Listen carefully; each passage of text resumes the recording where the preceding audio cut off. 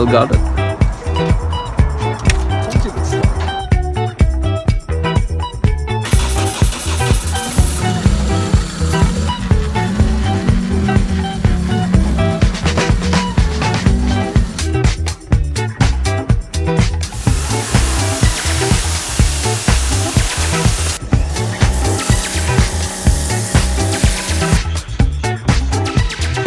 This is the first of the cars in the shed that you haven't seen on the YouTube channel yet. What is it? It's a 1988 Toyota Starlet EP70. If you want to go down that. This hasn't been on the channel because it's been off the road for, I'd have to say about 6 years, I think 2016. Late 2016 was the last time this was on the road, registered and going. So it's been off the road for quite a wee while now. This was the first car I ever had that I drove on the road. I'd had a couple of wee runarounds before that I hadn't actually had my license with.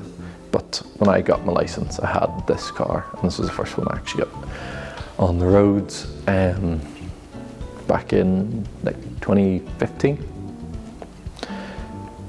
And yeah, so I drove it for a little over a year, and then it got parked, and it's sat ever since. So I'm glad I can finally put it in the shed and keep it safe, stop it rotting away slowly. If you don't know much about these cars, they were Toyota's cheapest and smallest offering in the mid to late 1980s. This was the first Starlet in a line, so this was the Mark II, Mark III Starlet. Depends if you count the Publica or not as the first Starlet. But this was the first one they made with front wheel drive. So the one before this was the KP60, and that was front engine, rear drive, and was loosely based off the Corolla E86 sort of platform, because I know there's a lot of switch over there.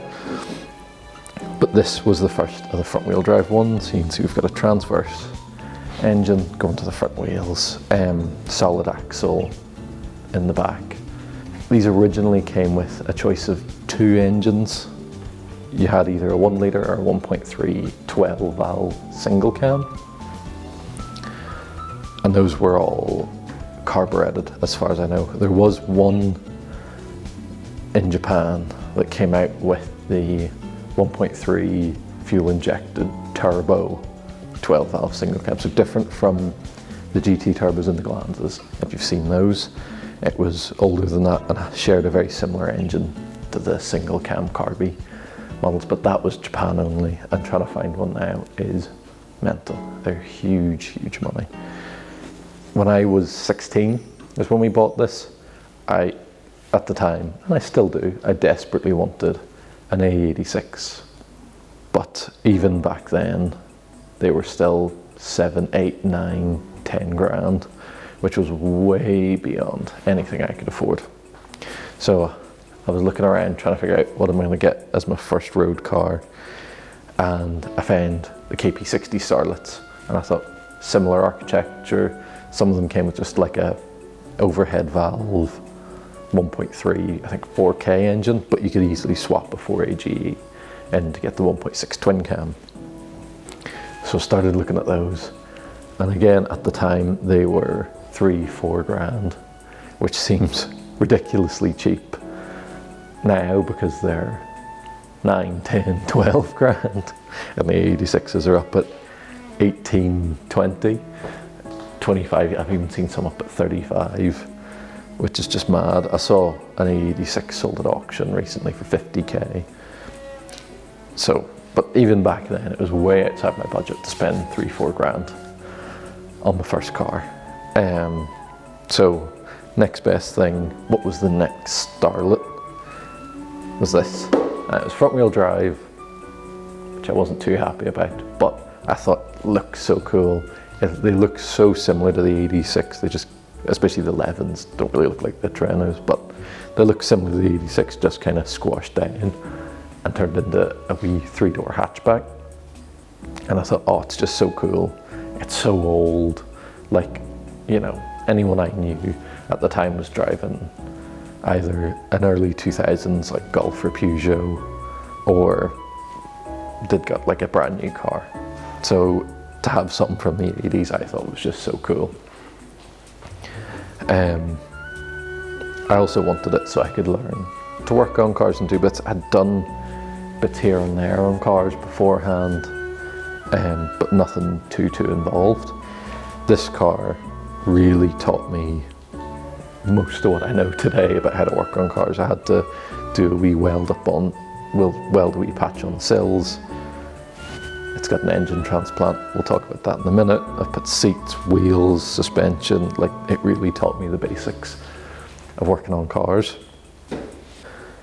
We spent the year from, so in my country you have to be 17 to drive. We spent the year from when I turned 16. I bought this for £500, near enough.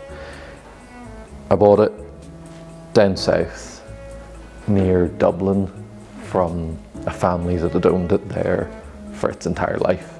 I think it had been passed from the dad to the daughter, and they were driving it, and then it was passed on to his son, but his son didn't want it. He wanted something more modern, and I've spoken to them since, and he does regret getting rid of it, because back in 2014 when I got the car, these weren't worth anything. I picked up £500. Now a really scruffy EP70's 1500, 2 grand, and a nice one's 4 and 5. Madness, considering this was 500 quid, and like this wasn't a steal back then. 500-600 quid, you could pick them up all day long. This was a really nice, clean, original example. It had had some paint done, had a few dents, scratches, usual family car stuff, but overall it was pretty decent. I then spent a year fiddling with it, doing wee bits. We had initially done just like service, timing belt, brakes, all that kind of thing. And then when I'd saved up a bit of money, we went out and bought the mini lights that are on it now, and I got lowering springs and all, and lowered it a wee bit, and it looked pretty good at the time. Again, paint wasn't great. I tried painting this arch myself in the driveway. It didn't go well. If you look at this arch, it's all spidery, and it's not good. But sure, I gave it a go. The paint's still on it. It's just, yeah, it doesn't look right at all. I then went out, got my license, and absolutely loved it. Took the car everywhere. Took to Donegal, Wexford, Dublin, Sligo, everywhere, all around the country, and just loved driving it around. It was so much fun. It was so old and so raw to drive, and anytime anything went wrong with it, it's so simple to fix. I think shortly after I got my license, I had a stainless steel exhaust made up for it. This was before I could weld or anything like that. So I had that made up and drove it a bit like that for a while, put a K&N intake on the carb, and that opened it up, and I just had so much fun. Then after about a year of driving it, maybe 9 months, I started to get bored. I'd actually gone to a dyno day and had the car dynoed. It made 28 horsepower to the wheels to get the single cam carby, and it was being the daily driver, it was starting to get hard to keep up with traffic, that kind of thing, and I was itching for more power. I wanted to make this a wee pocket rocket because it looked so good, and I wanted it to have the performance to match. That was when we did this. So this is a 1.3. This car was originally a 1 litre, so up 300 cc's, fuel injected and twin cam. So 16 valve now with fuel injection. That was out of a EP70 Starlet, and we literally took everything, engine, gearbox, the lot, and put it in. I had an auto electrician help me sort the wiring out to basically match the engine loom from the EP90 and the chassis loom from the 70. And then after that I started to go a bit mental. I got strut braces, I got a Corolla intake manifold, I got a 4-branch exhaust manifold, put an intake and all on it, and TRD, HT leads and everything, and the car flies now. I'd say at the crank, at the minute, it's maybe 90, 100 horsepower. If even, it's got, I'm not sure if it'd quite make that, but you know, it's half reasonable. It's nothing special, it's still probably 10 seconds to 60, but these cars only weigh about 700 kilos, so it is massive for that. A few months after doing the swap, I decided I wanted something else. I was commuting through the centre of Belfast trying to go to university every day at this point, and I was starting to get really annoyed with traffic because this car would slowly overheat in traffic, and the thermostat, I think I took the thermostat out, and I did a bunch of stupid things to it that made it horrible to drive every day. And also I started, because I loved the car so much, I started to get really scared of something happening to it. And I didn't want to get in an accident or have it stolen or even just have the winters rot away at it and rot away at it. So I parked it up, and to be honest, I definitely regret just parking it like that, because it's, as soon as you park a car and you don't intend on, say, fixing up this thing, fixing up that and taking it back out, you forget about it. You get focused on other cars, as you can tell by my addiction. And because you're not planning on driving this, you've no motivation to fix it up or keep it nice. So soon, at least for me, as soon as I decide I'm not going to drive a car anymore, is when the timer starts, and it starts to fall apart and fall into disrepair and get worse and worse and worse. That's part of the reason I got this shed, so I can slow that degradation down and give me some space to fix it up and bring it back to how it should be. So here we are. I just gave the car a clean, got all the moss and everything off it, just to, again, protect it as much as I can. I don't know if we're going to get this car out anytime soon. My biggest problem at the minute with all the cars is getting the money together to try and insure all of them to go out on the road. Whether I can get a trade policy or like some kind of multi-classic policy, I don't know what exists out there. But my biggest problem is I just can't afford to drive all of them. I bought all the cars in the shed, I've bought very cheaply. You know, this was 600 quid, that was 500 quid, you know, so on and so forth. But the insurance, like just for the mirror, I think is about 350 a year, and then you multiply that by 5, and all of a sudden, what, that's like 1,700–1,800 pounds a year just to insure my second car. Stuff like the Altezza costs more. So I need to sort something out to insure all of these. But what would the car need to get it back on the road? Obviously, I was last driving it, and most things were fairly fine, but there's definitely some problems with this car.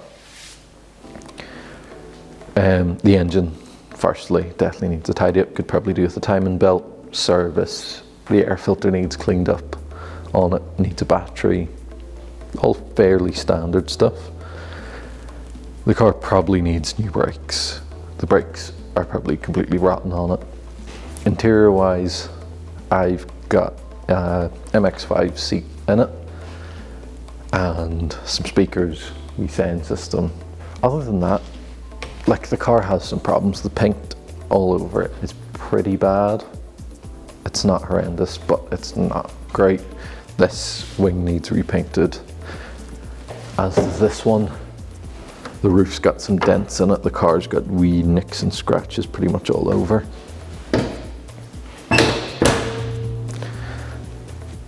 But I wouldn't, see, to be honest, I wouldn't be too bad about painting it. I would rather just keep it original like this. And then, other than that, the car doesn't really need much. It was a pretty clean car back in the day, and it's not too bad now. It just needs some bringing back to life. The question is, what do we do with the car? Do I just keep it as it is, clean it up, and start taking it on the road? I don't know. Maybe. the other option is I could go down the route of taking the EFI off and just basically try and make the car a bit sporty, put some coilovers on, maybe an anti-roll bar, maybe a wee half cage in the back, and stick some bike carbs on it, because then it would really scream and drive pretty mental, I think, at that, especially if I could then maybe do a couple of bits like cams and that kind of thing to really open the engine up and make it like maybe just a bit of a streety track sort of car. Part of me honestly wants to put it completely back to standard. I would love to get another Starlet, maybe that's too far gone, too rotten, and pull all the electrics, all the engine, suspension, everything out of it, and just put this car 100% completely back to standard. And then just have it as like a classic, lovely, nice, old, original car. The other option we have is turbos. It's got the EP70 Starlet engine in it. It would not be hard to get the bits for a Glanza and stick a turbo on it and make this car properly quick. But part of me just feels it's not the right car for it. It's just too cool and it's just so old school. And I don't know if turbo and it's the right move. Let me know what you think. Give me your input on what we should do to this. But yeah, let me know what you think of the car. Let me know, should we put it back to standard? Should we turbo it or just go for NA all motor power? Should it be brought back on the road? Or do you think one of the other cars deserves to be put right first? Be interested to hear what you all think. But I think for this video, that'll do. We'll leave it as it is. Shortly, there'll be a video out about those two. We'll decide what's getting on the road next and what deserves to be fixed up. But yeah, that'll do it for today. Hope you enjoyed. Let me know what you think. Make sure you subscribe so you can see the other two and their progress. But yeah, hopefully we'll see this back on the road someday.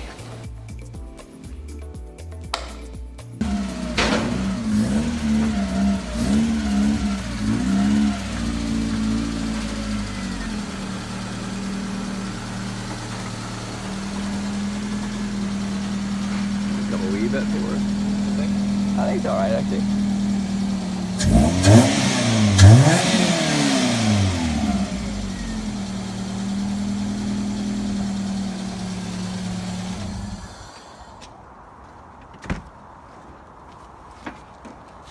Still got it. Told you it would start.